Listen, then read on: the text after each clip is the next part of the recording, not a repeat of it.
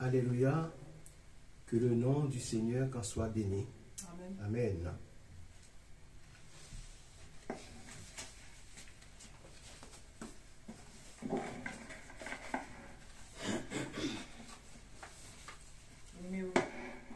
Numéro 4.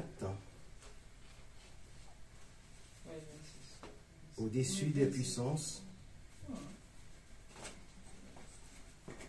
Au-dessus des puissances, au-dessus des rois, au-dessus de la nature et de la création, au-dessus de tous les deux hommes sages. Bien avant le monde, tu existais. Au-dessus de royaume, au-dessus des trônes, au-dessus de la nature et de la création. Par-dessus tous les trésors de la terre, rien ne peut mesurer ta valeur. Crucifié, seul abandonné, tu as souffert, méprisé, rejeté, telle une rose foulée par nos pieds. Tu m'as sauvé, tu m'as aimé par-dessus tout. Crucifié, seul abandonné, tu as souffert, méprisé, rejeté, telle une rose foulée par nos pieds.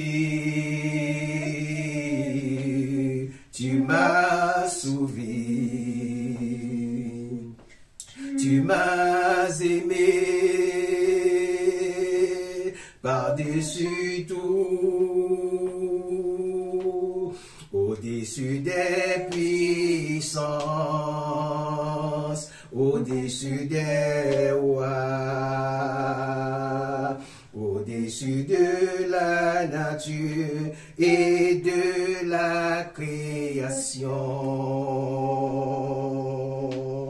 au-dessus tout les plans des hommes sages. Bien avant le monde, tu existais.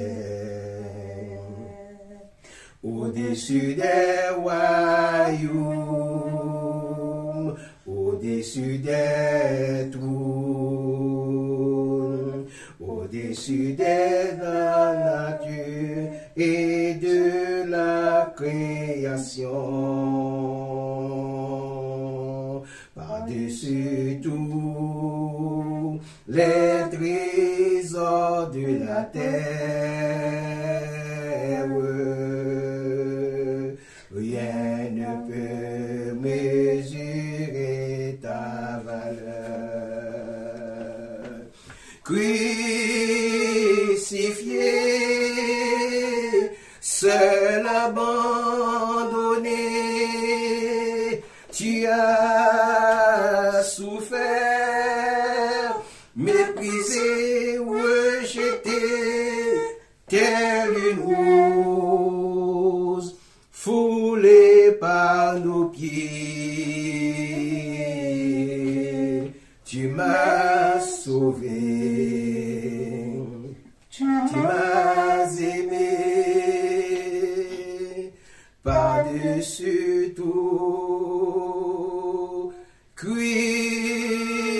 crucifié, seul abandonné, tu as souffert, méprisé, rejeté, telle une rose foulée par nos pieds. Tu m'as sauvé, tu m'as aimé par-dessus tout. Amen. Avant de chanter sur la page 26, en ton nom Seigneur Jésus, nous allons présenter ce moment devant Dieu par la prière.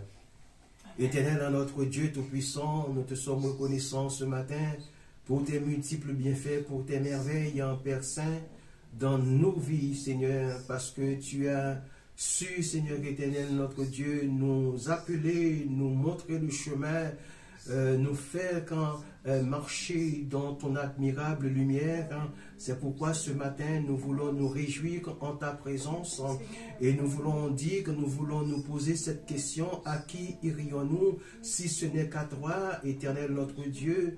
Car quand tu as la parole de la vie, Seigneur, quand c'est au nom de Jésus que nous nous approchons de toi, ce matin, c'est au nom puissant de Jésus que nous voulons te prier, que nous voulons glorifier ton nom. Seigneur, nous te demandons de libérer ta puissance au milieu de nous, de libérer ta puissance afin, Seigneur éternel, que nous ayons, Seigneur, quand cette possibilité, Seigneur éternel, de partager cette parole, de partager ce moment avec celles et ceux que tu as rachetés. Père Saint, nous te prions. Bénis les cantiques qui vont suivre pour que la gloire de ton nom. Alléluia. Amen. Ton nom, Seigneur, quand Jésus. Ton nom, Seigneur Jésus, est admirable. Ton nom surpasse tout autre nom. Tu es le roi des rois, le Seigneur des seigneurs. Ton nom surpasse tout autre nom. Tu es le Tout-Puissant, le Prince de la paix, l'étoile du matin, le bon berger. Tu es le roi des rois, le Seigneur des seigneurs. Ton nom surpasse tout autre nom. Ton nom, Seigneur Jésus, est admirable. Ton nom surpasse tout autre nom. Tu es le roi des rois, le Seigneur des seigneurs. Ton nom surpasse tout autre nom. Amen. Alléluia. Gloire à Jésus. Nous allons le couronner avec un des mots sur la page 27. Nous allons lui dire merci.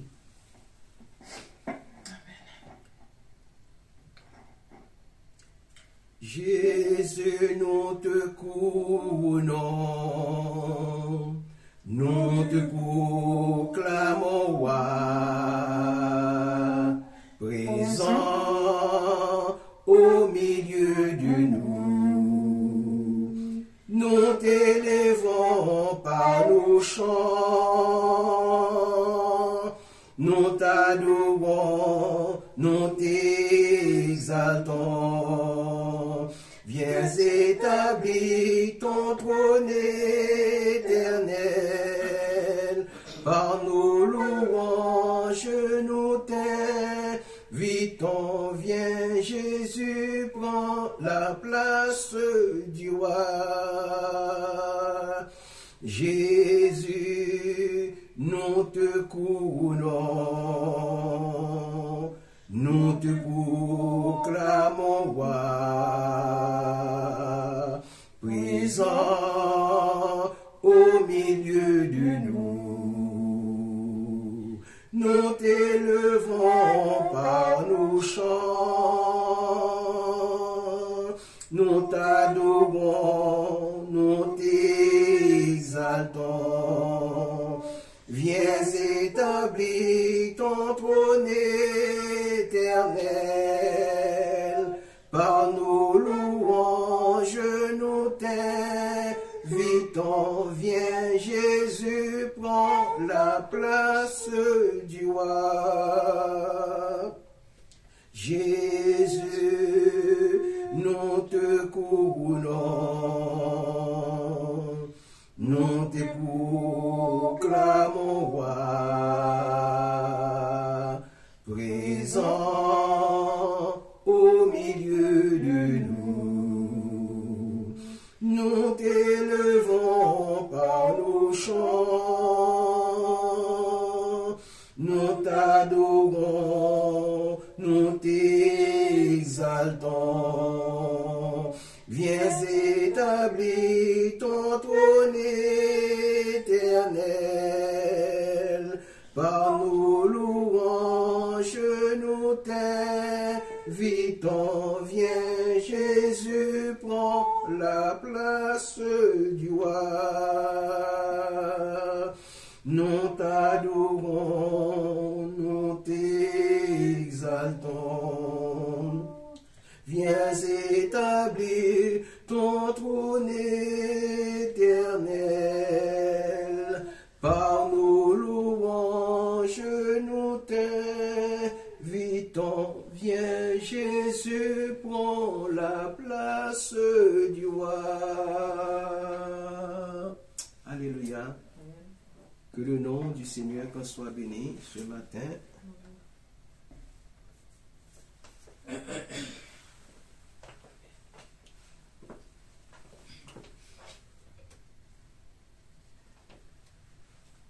Nous allons écouter la parole de Dieu. C'est dans l'Épître aux Hébreux, chapitre 7. Et nous allons lire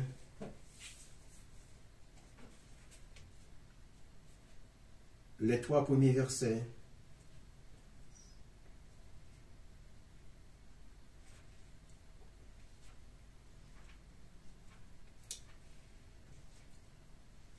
En effet, ce Melchisédek, roi de Salem, sacrificateur du Dieu très haut, qui alla au-devant d'Abraham lorsqu'il revenait de la défaite des rois, qui le bénit, et à qui Abraham donna la dîme de tout, qui est d'abord roi de justice. D'après la signification de son nom, ensuite, roi de Salem, c'est-à-dire roi de paix. Verset 3. Qui est sans père, sans mère, sans généalogie, qui n'a ni commencement de jour, ni fin de vie, mais qui est rendu semblable au Fils de Dieu. Ce Melchizedek en demeure sacrificateur à perpétuité.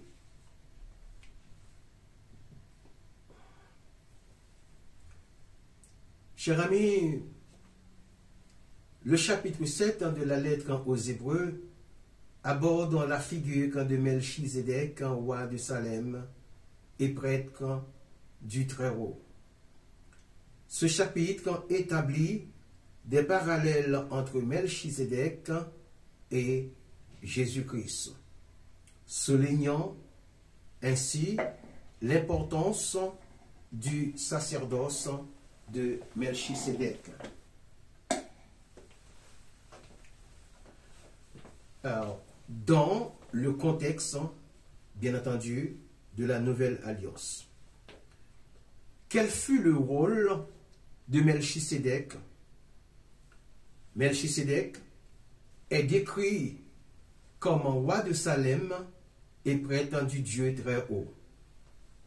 Il a rencontré Abraham lors du retour de ce dernier après une victoire sur les rois.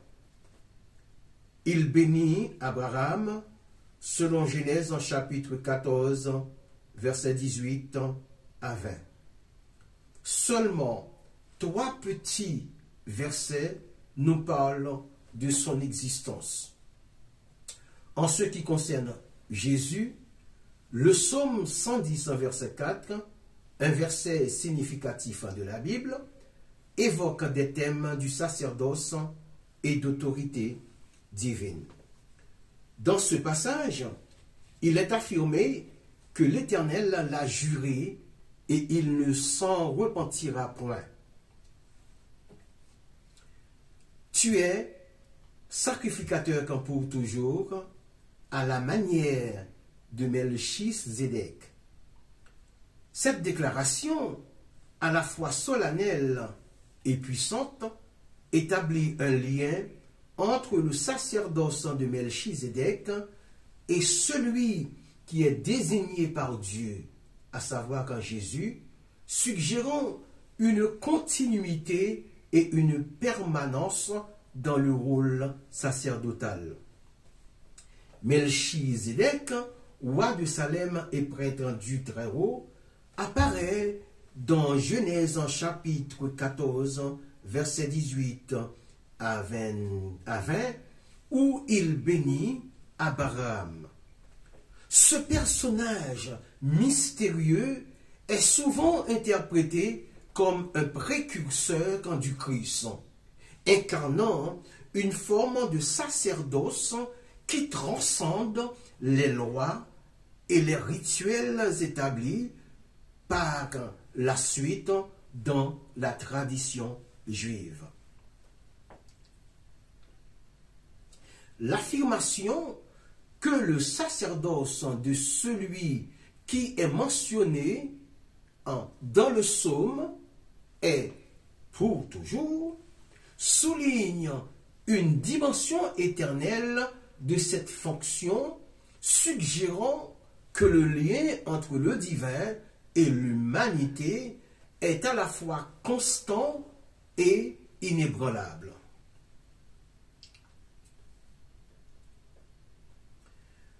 Le Nouveau Testament fait souvent référence à ce psaume pour établir que la nature divine de Jésus-Christ, le présentant comme le souverain sacrificateur selon l'ordre de Melchizedek. Cette association renforce l'idée que le sacerdoce de Jésus n'est pas limité par les contraintes temporelles ou rituelles, mais qu'il est ancré dans une promesse divine éternelle. Cela invite à une réflexion sur la manière dont les croyants perçoivent leur relation avec le sacré et la manière dont cette relation est méditée par des figures spirituelles.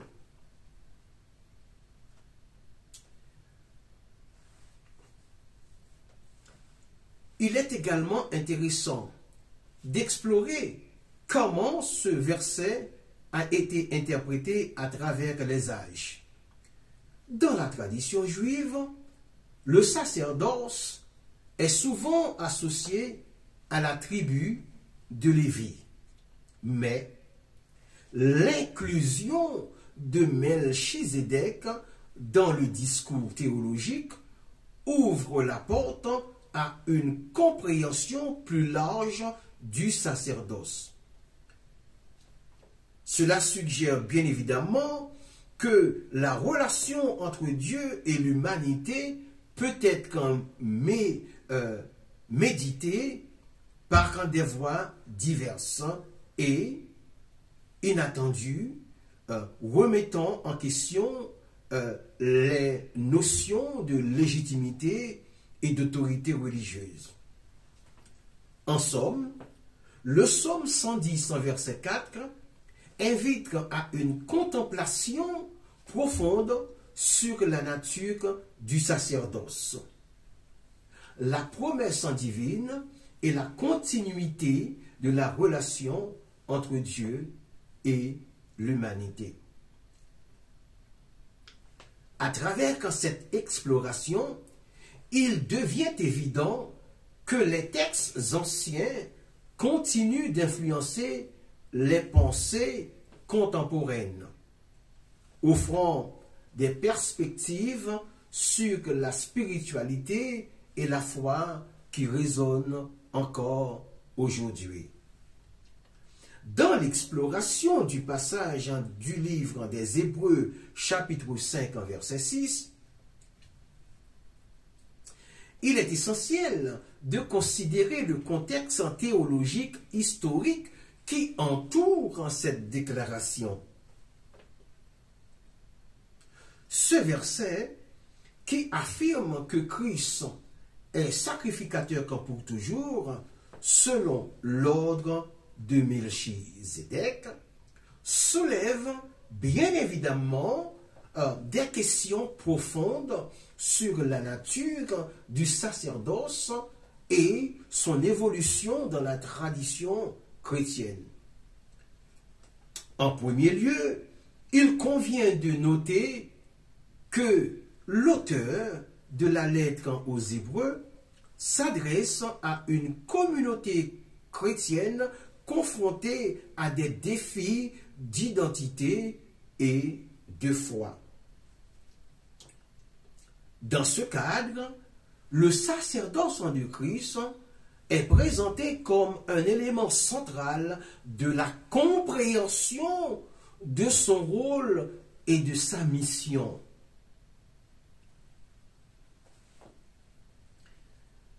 En tant qu'observateur, on peut ressentir une certaine admiration pour la manière dont l'auteur établit un lien entre l'Ancien Testament et la révélation chrétienne. Le choix de Melchizedek, figure énigmatique du livre de la Genèse, comme modèle du sacerdoce, suggère une continuité divine qui transcende les institutions humaines. Du point de vue analytique, il est intéressant de considérer la signification du sacerdoce selon l'ordre de Melchizedek.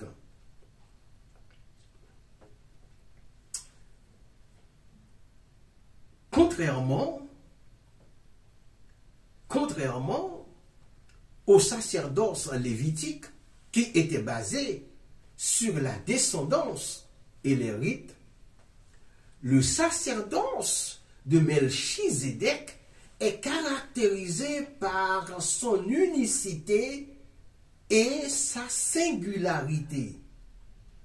Melchizedek qui est à la fois roi et sacrificateur, incarne une autorité spirituelle qui n'est pas limitée par des conventions humaines. Cela soulève des réflexions sur la nature de l'autorité spirituelle et sur la manière dont elle peut être perçue dans le monde contemporain.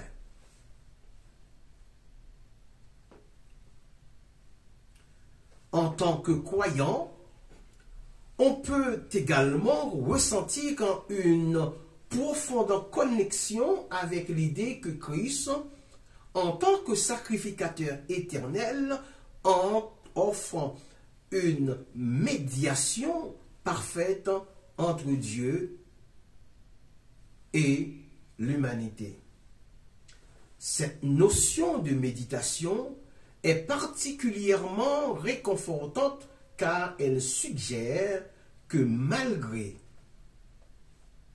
les imperfections humaines, il existe un chemin vers la rédemption et la communion avec Dieu. La permanence du sacerdoce de Christ, tel qu'énoncé dans ce verset, offre une assurance que cette médiation est non seulement accessible, mais aussi éternelle. Alors, Hébreux 5, verset 6, invite à une réflexion sur la nature du sacerdoce et son impact sur la foi chrétienne. En mêlant des perspectives historiques et spirituelles, il est possible d'apprécier la profondeur de ce passage et son importance dans la compréhension de la relation entre Dieu et l'humanité.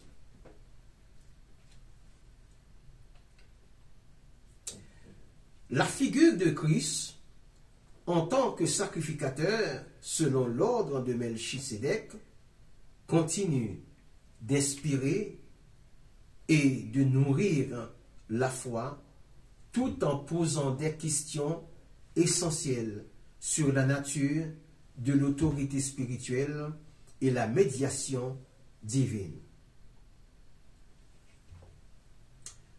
Attention,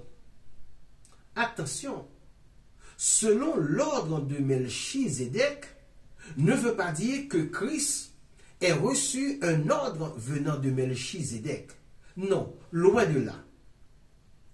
L'affirmation selon laquelle le Christ aurait reçu un ordre de Melchisédek, comme le suggère l'expression selon l'ordre de Melchisédek, a une toute autre interprétation du texte biblique.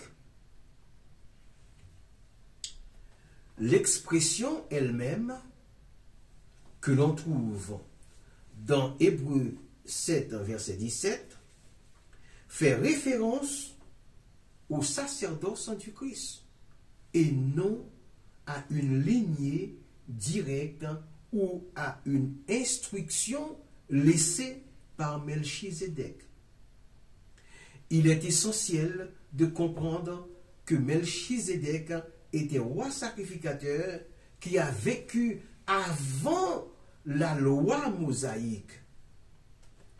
Il est décrit dans Genèse chapitre 14 comme un sacrificateur du Dieu très haut et il a béni Abraham. Cette rencontre entre Abraham et Melchisédek est importante car elle met en évidence la position unique de Melchisédek en tant que sacrificateur qui ne descendait pas de Lévi, la tribu désignée au sacrificateur dans la loi mosaïque.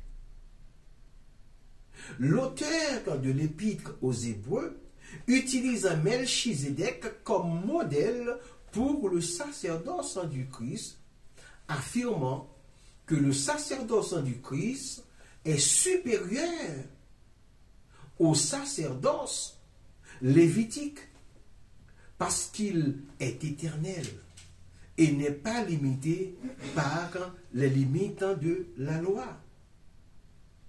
L'expression « selon l'ordre de Melchizedek » signifie que le sacerdoce du Christ est distinct du sacerdoce lévitique et s'aligne, je pèse mes mots, et s'aligne sur le modèle de Melchizedek qui était un sacrificateur sans lignée liée à la tribu lévitique. Par conséquent, l'expression selon l'ordre de Melchizedek n'implique pas que le Christ ait reçu un ordre de Melchizedek comme étant son supérieur, mais plutôt que son sacerdoce est semblable au sacerdoce unique et éternel de Melchizedek. Voilà. Cette compréhension souligne la supériorité du sacerdoce du Christ et sa capacité à transcender les limites de la loi mosaïque. Sur quoi se concentre Hébreux 5, verset 10. Ce passage se concentre, alléluia, sur le rôle de Jésus en tant que souverain sacrificateur. Dans ce verset, il est affirmé que Christ ne s'est pas attribué la gloire de devenir un souverain sacrificateur. C'est pas lui, il ne se l'est pas attribué, mais qu'il l'a reçu de Dieu, qu'il l'a déclaré comme son Fils. Cette déclaration souligne l'importance de l'autorité divine dans l'établissement de la fonction sacerdotale de Jésus. C'est pour que vous compreniez quelle était la mission de Jésus. Qui est Jésus? Voilà. L'expression Dieu l'ayant déclaré souverain sacrificateur selon l'ordre de Melchizedek est une déclaration profonde que l'on trouve dans le texte biblique, plus précisément dans l'épître aux Hébreux. Elle fait référence à Jésus-Christ présenté comme le grand prêtre suprême, ordonné non par un homme, mais par Dieu lui-même et suivant le modèle établi au niveau de Melchizedek. Cette déclaration a un poids théologique immense car elle établit le rôle unique de Jésus dans le plan divin du salut. L'expression Dieu l'ayant déclaré souligne l'origine divine de l'autorité sacerdotale de Jésus. Cette déclaration n'est pas autoproclamée, non, mais provient de Dieu lui-même, soulignant la légitimité absolue de la position de Jésus. La référence au souverain sacrificateur souligne encore davantage l'importance du rôle de Jésus. Alléluia. Il n'est pas simplement un sacrificateur, mais un souverain avec un grand S. Ce qui implique une autorité et un pouvoir ultime dans le domaine du sacrifice et de l'expiation. L'expression selon l'ordre de Melchizedek introduit un point de comparaison crucial. Melchizedek, personnage mystérieux mentionné dans la Genèse et dans le psaume 110, est décrit comme un roi sacrificateur qui offrit du pain et du vin à Abraham. Cet acte d'offrande sans lignée sacerdotale préfigure le sacrifice ultime de Jésus.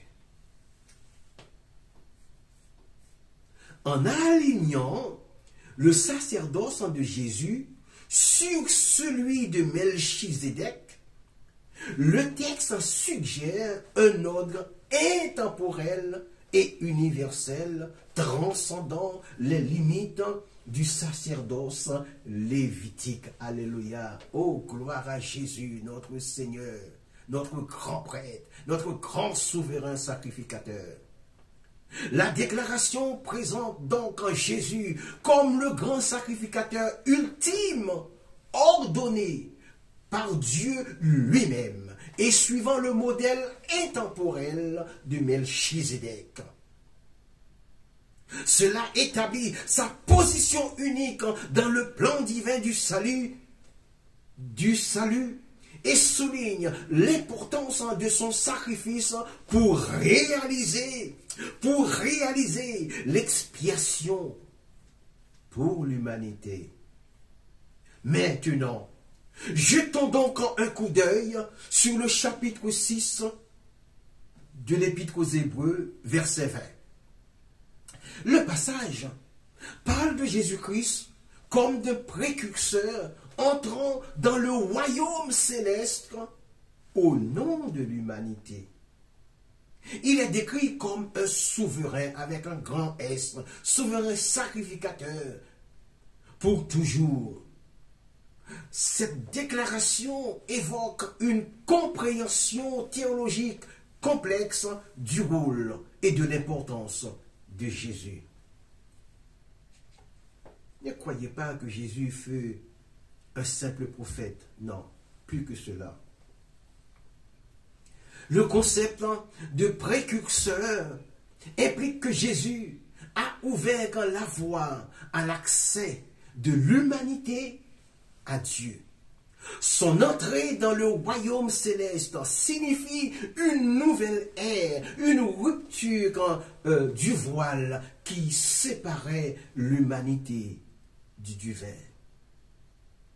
L'humanité du divin. Cela est encore souligné par la lettre, par le titre du souverain pour toujours, qui suggère une médiation permanente et continue entre Dieu et l'humanité. Son sacerdoce n'était pas héréditaire, mais plutôt une nomination directe de Dieu, signifiant une autorité unique et intemporelle. En étant ordonné selon l'ordre de Melchisédek, ou plutôt à la manière de Melchisédek, Jésus est présenté comme un prêtre avec un grand P, en dehors de la lignée lévitique, un prêtre qui transcende les limites du temps et de la tradition. Ce passage présente donc Jésus comme un pont entre l'humanité et Dieu, un médiateur permanent qui, par son sacrifice, a ouvert la voie à la réconciliation et à la vie éternelle. Il parle d'une nouvelle alliance établie non par le sacerdoce lévitique, mais par le sacerdoce éternel de Jésus, le Christ, ordonné à la manière de Melchizedek. Essayons de comprendre ce que dit Hébreux chapitre 7, verset 1. La figure de Melchizedek, telle qu'elle est présentée dans le récit biblique, est très fascinante. Enveloppée de mystères et chargée de significations symboliques. Il est présenté comme roi de Salem, prêtre du Dieu très haut. Alors, une combinaison apparemment paradoxale des rôles qui piquent immédiatement l'intérêt du croyant. Sa rencontre avec Abraham, je parle de Melchizedek, sa rencontre avec Abraham, qui revenait victorieux d'une bataille, est marquée par un acte de bénédiction profond. Un geste qui transcende l'échange typique de salutation et porte en lui une signification plus profonde. L'apparition de Melchizedek n'est pas simplement une rencontre fortuite. C'est un événement soigneusement orchestré, chargé de poids symbolique. Son titre, roi de Salem, évoque un sentiment de paix et de tranquillité, un contraste frappant avec la violence et le chaos de la bataille qu'Abraham, dans laquelle Abraham venait d'être impliqué. Cette juxtaposition souligne le contraste entre le monde terrestre, marqué par les conflits et les luttes, et le monde divin, représenté par Melchizedek, qui offre un chemin vers la bénédiction et la réconciliation. Son rôle de prêtre du Dieu très haut élève encore son statut, le plaçant dans la sphère divine. Soyez attentifs, ce Melchizedek n'était pas un personnage ordinaire. Ce n'était pas un personnage ordinaire. Il agit comme médiateur entre l'humain et le divin, offrant un aperçu du royaume sacré. Cela est encore souligné par son offrande de pain. Je parle de Melchizedek, de pain et de vin, éléments symboliques qui préfigurent, alléluia, qui préfigurent la Sainte Seine, un rituel central de la tradition chrétienne. La rencontre entre Abraham et Melchizedek n'est pas seulement un événement historique, mais un moment charnière dans le déroulement du récit biblique. Cette rencontre sert de préfiguration de la venue du Christ, qui est décrit comme un prêtre pour toujours, selon l'ordre de Melchizedek ou à la manière de Melchizedek. Ce lien entre Melchizedek et le Christ souligne la signification durable de la rencontre dont les implications vont bien au-delà du contexte immédiat. On ne peut s'empêcher d'être attiré par la nature énigmatique de Melchizedek. Il apparaît brusquement. Ses origines et sa lignée enveloppées de mystère.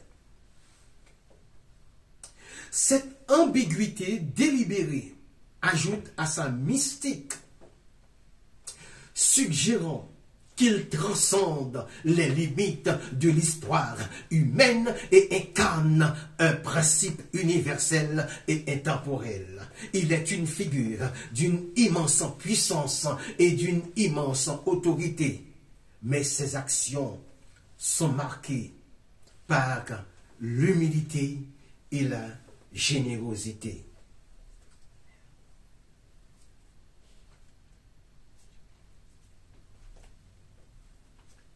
Le texte biblique présente Melchizedek comme une figure d'une immense signification.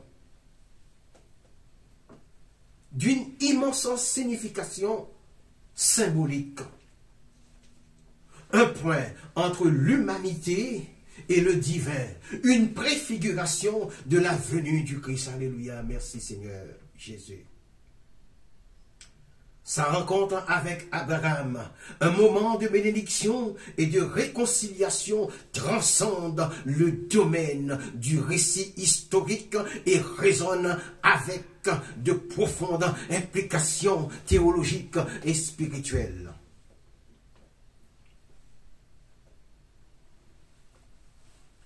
Il reste une source de fascination et de complantation, un rappel du pouvoir transcendant qui réside dans l'expérience humaine. Maintenant, ouvrons les portes des versets 10 et 11 du chapitre 7 de l'Épître aux Hébreux. Le passage en question présente, alléluia, un argument complexe concernant le paiement de la dîme, faisant spécifiquement référence à la rencontre entre Melchizedek et Abraham.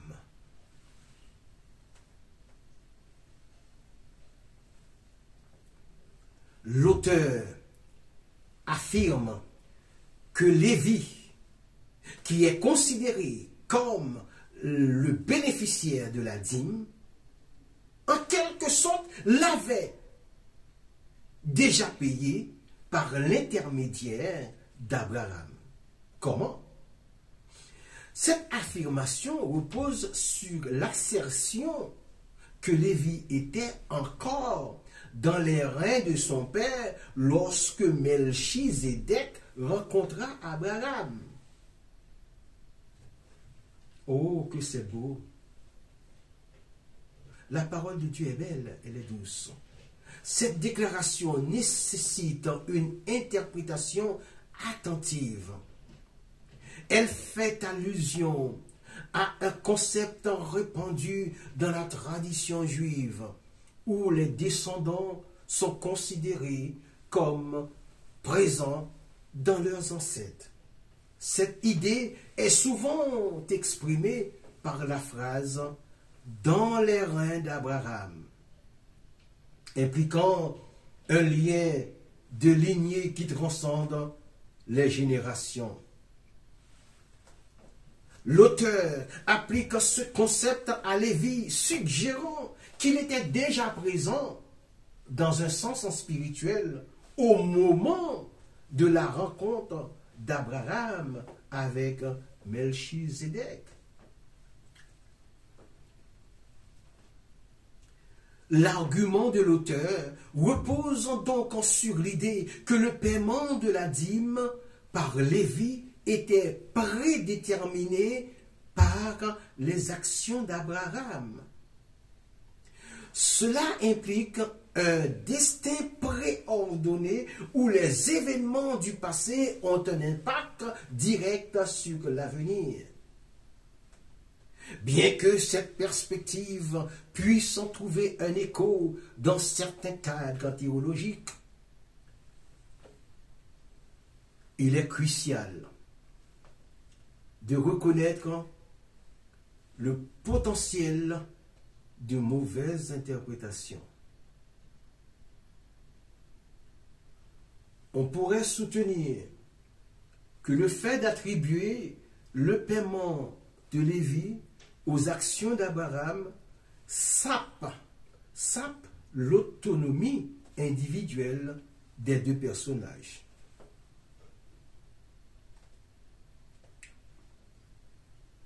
Cela suggère en effet que les actions de Lévi sont prédéterminées, éliminant la possibilité du libre arbitre et du choix. De plus, cela soulève des questions sur la nature de la dîme elle-même. Si Lévi l'avait déjà payé par l'intermédiaire d'Abraham, quelle est la signification de son propre paiement? Cette question met en évidence les complexités inhérentes au passage. Bien que l'argument de l'auteur présente une perspective convaincante sur la relation entre le passé et l'avenir, il est essentiel de l'aborder avec un œil critique. Le concept de dans les reins d'Abraham est puissant, mais son application nécessite une attention particulière pour éviter des interprétations potentiellement problématiques. Que pouvons-nous dire des versets 15, 17 et 21 du chapitre 7 des Hébreux? Les versets 15, 17 et 21 du chapitre 7 de la lettre aux Hébreux présentent des éléments cruciaux pour comprendre la nature du sacerdoce de Jésus-Christ. En le comparant à celui de Melchizedek. Dans ce contexte, il est pertinent d'explorer les implications théologiques et historiques de ce ou de ces versets.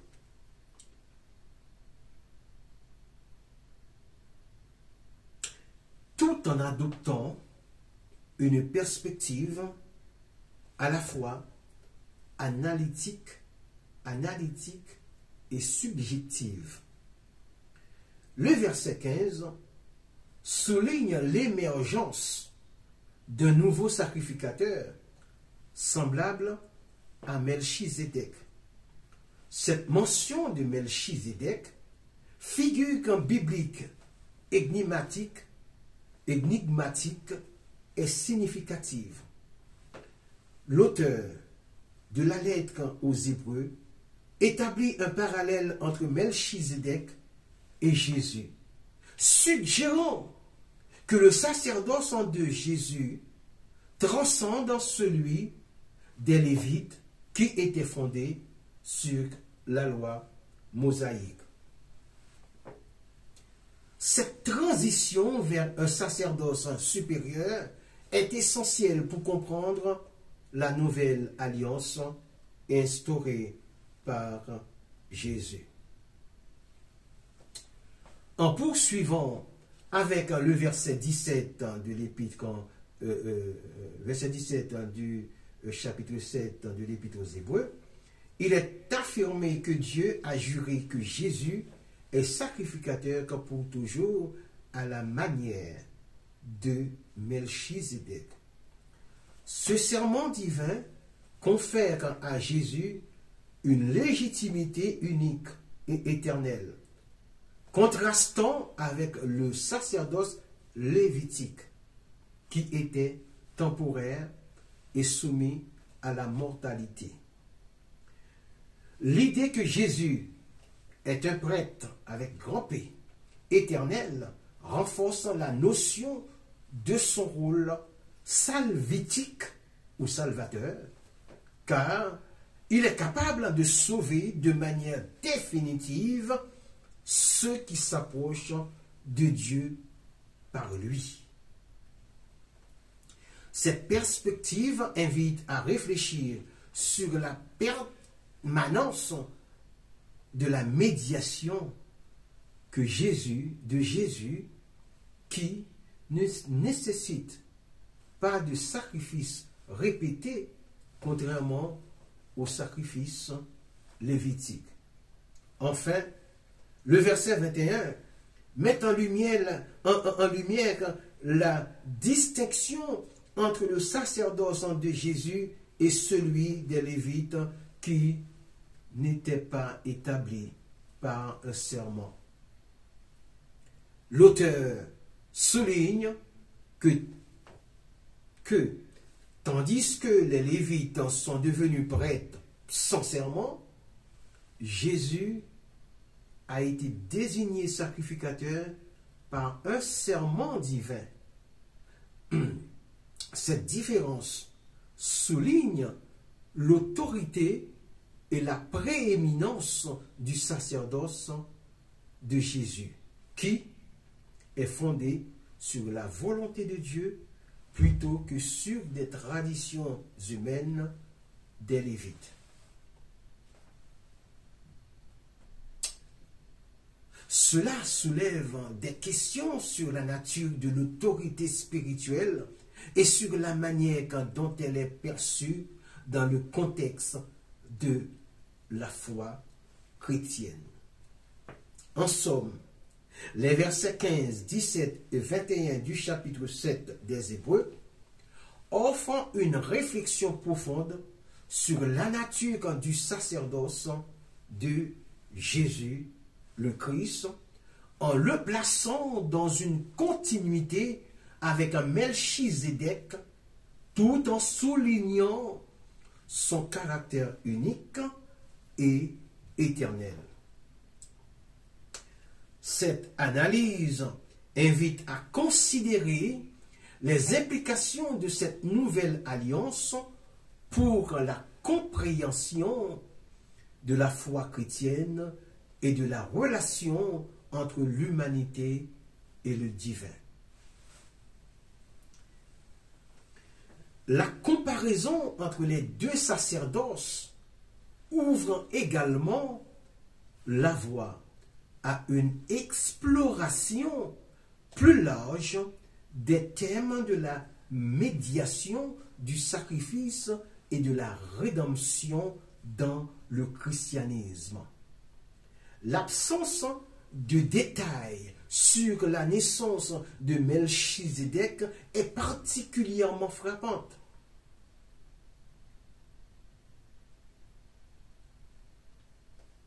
Contrairement à d'autres figures bibliques dont les généalogies sont soigneusement documentées, Melchizedek semble surgir de nulle part. Son nom, qui signifie roi de justice, évoque une autorité spirituelle et morale, mais ne fournit aucune indication quant à ses origines familiales. Cette lacune dans son histoire peut être interprétée comme une manière de souligner son caractère unique et son rôle transcendant dans la théologie. En effet, certains textes bibliques suggèrent qu'il est sans père, sans mère et sans généalogie. Ce qui renforce, comprenez-le bien, ce qui renforce l'idée qu'il représente un archétype plutôt qu'un individu historique ordinaire. La question de s'aligner est surtout, au plus moins est tout aussi complexe. Dans le livre des Hébreux, il est mentionné que Melchizedek est semblable au Fils de Dieu, ce qui ouvre la voie à des interprétations théologiques variées. Je vous rappelle que cette prédication est tirée du livre est tiré de la lettre aux Hébreux, de l'épître aux Hébreux. Gardez à l'esprit que l'épître aux Hébreux n'a pas d'auteur connu. N'a pas d'auteur connu. On ne connaît pas son auteur. Comme on ne sait pas non plus l'origine de Melchizedek. Quand on parle de théologie variée, cette comparaison suggère qu'il incarne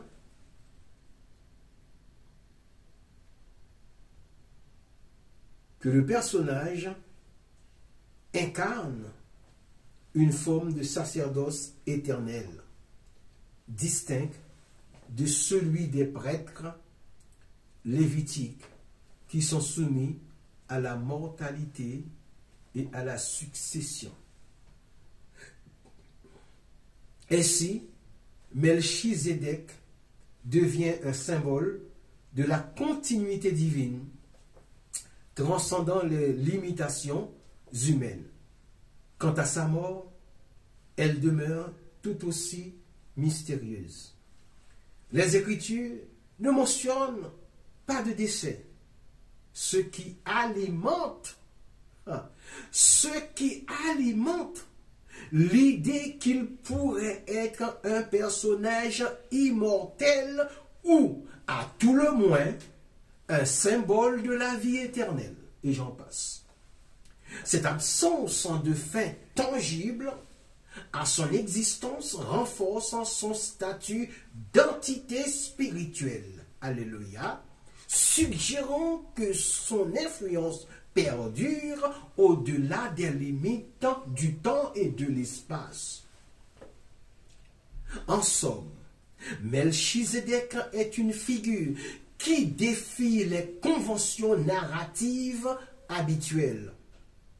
Son origine, sa naissance, sa lignée et sa mort sont enveloppés de mystères, ce qui lui confère une aura particulière.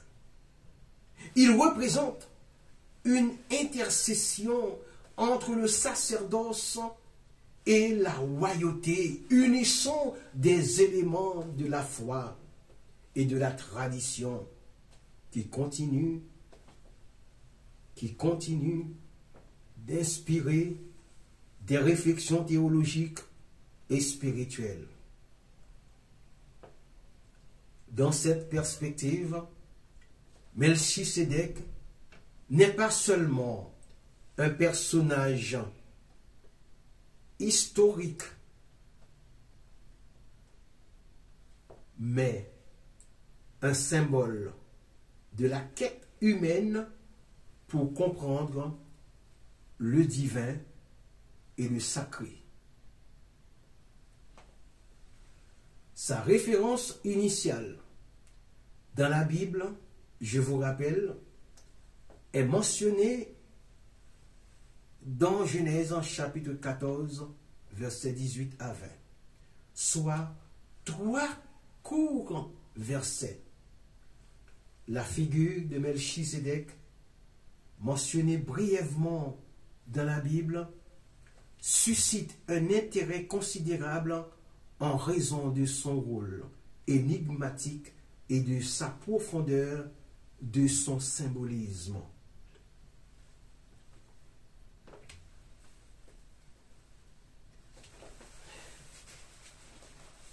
Melchizedek, dont le nom signifie roi de justice, apparaît dans le livre de la Genèse où il est décrit comme le roi de Salem. Ce moment, bien que succinct, est chargé de significations qui méritent d'être explorées. Les versets qui évoquent Melchizedek sont au nombre de 3 dans l'Ancien Testament. Le premier, tiré de la Genèse 14, verset 18, établit son rôle de prêtre du Très-Haut. Ce titre de prêtre est particulièrement significatif car il établit une connexion entre la royauté et le sacerdoce, une dualité qui sera reprise dans le Nouveau Testament. Le deuxième verset qui se trouve dans le psaume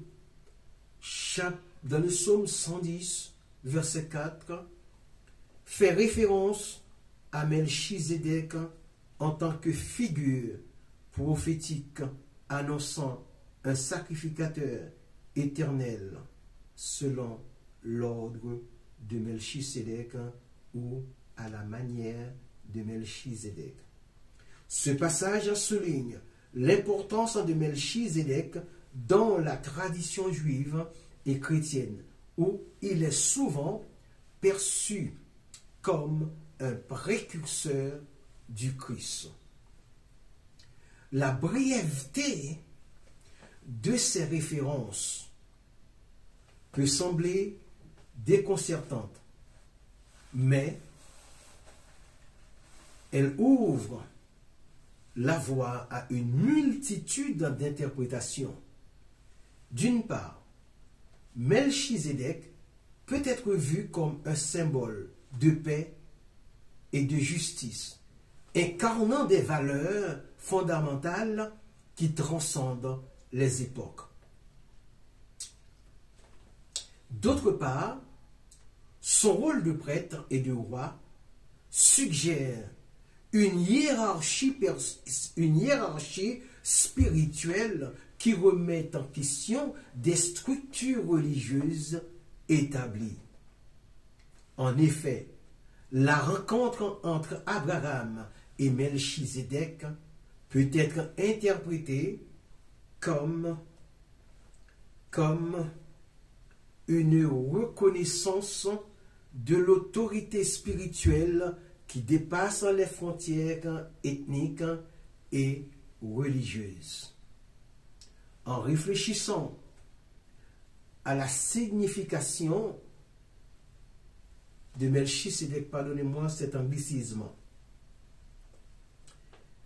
il est intéressant de considérer comment cette préfiguration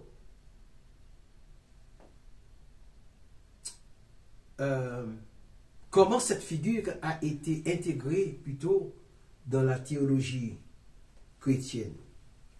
Dans le livre des Hébreux, par exemple, Melchizedek est présenté comme un type du Christ, soulignant la continuité entre l'Ancien et le Nouveau Testament.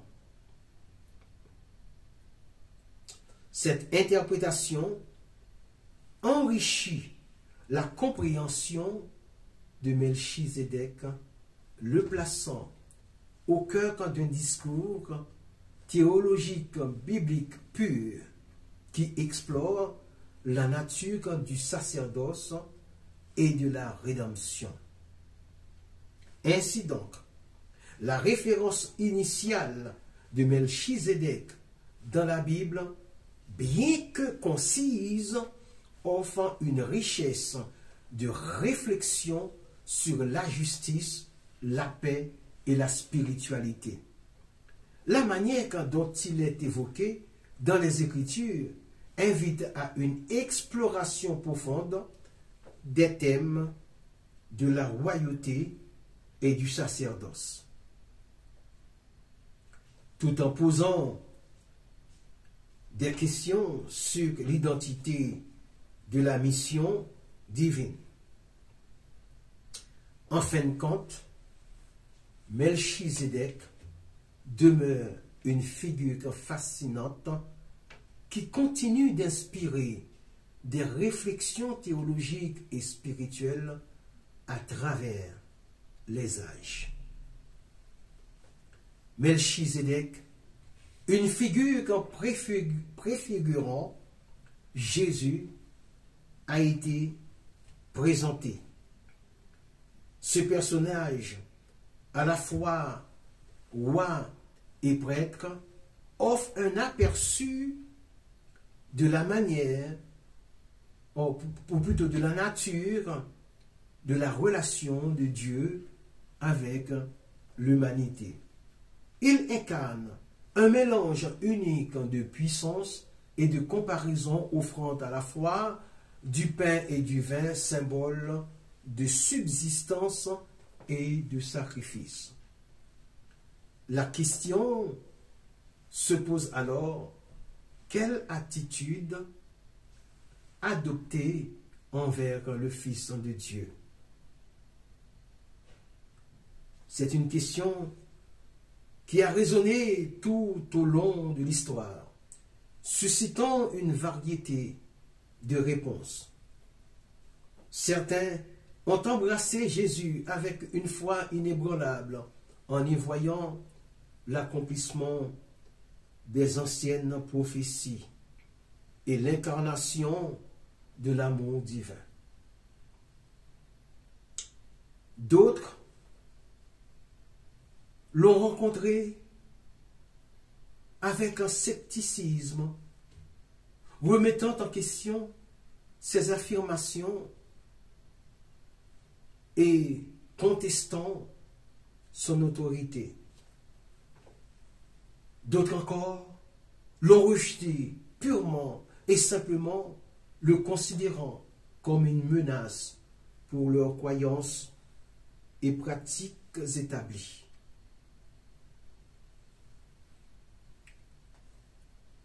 En tant que croyant, je me sens attiré par la complexité de cette question. C'est une question qui transcende la simple curiosité intellectuelle, touchant au cœur même de notre être. Elle nous oblige à confronter nos propres croyances et valeurs, à nous débattre avec les questions fondamentales de l'existence et à envisager les implications d'une relation avec le divin.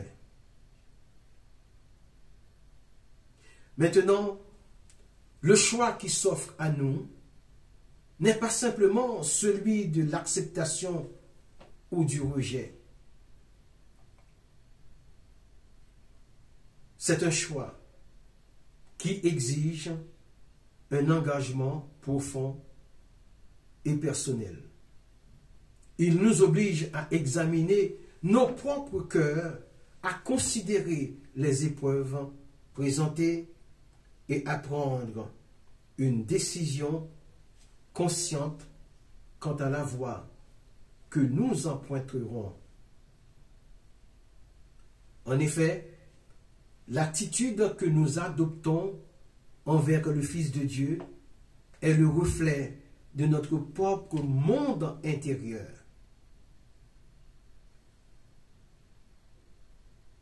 L'attitude que nous adoptons envers le Fils de Dieu est le reflet de notre propre monde intérieur. Si notre monde intérieur est un monde cupide, avare, eh bien, ce monde ne peut pas recevoir le Christ. Si notre monde intérieur est un monde de chasteté, de justice et de paix, il acceptera Jésus. C'est un témoignage des valeurs que nous chérissons, des espoirs que nous nourrissons et des peurs que nous affronterons. Des peurs que nous affrontons plutôt. C'est un voyage qui commence par une question et se poursuit par une exploration de la foi, du doute et du profond mystère du divin qui dure toute une vie. Alléluia. En fin de compte, le choix de la manière d'aborder le Fils de Dieu appartient à chaque individu. Le récit sert de tremplin à la réflexion personnelle, invitant chacun à confronter ses propres croyances et à s'engager dans la nature complexe et multiforme de la foi.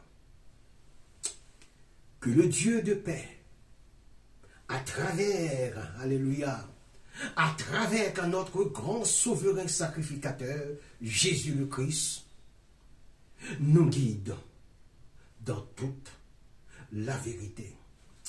Ô Éternel, notre Dieu, nous te bénissons ce matin, nous te glorifions, Seigneur. Nous t'adorons parce que tu es merveilleux. Merci pour ces paroles libératrices. Merci pour cette compréhension. Seigneur éternel, parle. Et ton serviteur quand écoute. Parle, ton serviteur quand écoute maintenant. Alléluia. Seigneur, quand je te bénis et je te prie pour celles et ceux qui viennent d'écouter cette prédication. Alléluia. Je te demande, Seigneur, quand une bénédiction particulière pour eux. Oh, alléluia. Que ton nom, Seigneur, soit béni. Que ton nom, Seigneur, soit exalté. Merci pour cette permission d'annoncer ta parole. Ce n'est pas donné à tout le monde, Père. C'est une grâce que tu m'as faite. C'est une noble tâche que tu m'as confiée. C'est un privilège, Père, d'annoncer le Christ.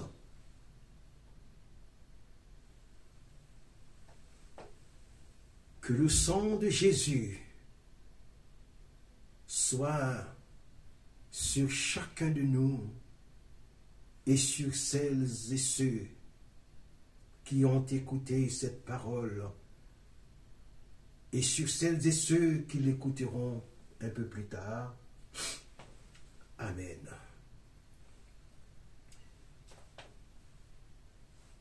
Je vous dis au revoir et à dimanche prochain pour un autre sujet. Peut-être dans un autre sujet en anglais, peut-être, je ne sais pas. C'est ce que le Seigneur a mis dans mon cœur au moment où, pendant que je prêchais, pendant que j'annonçais sa parole, il a mis dans mon cœur de prêcher en anglais dimanche prochain. Je ne sais pas pourquoi, mais lui, il le sait. Il sait tout. Amen. Bye bye. À bientôt, j'espère.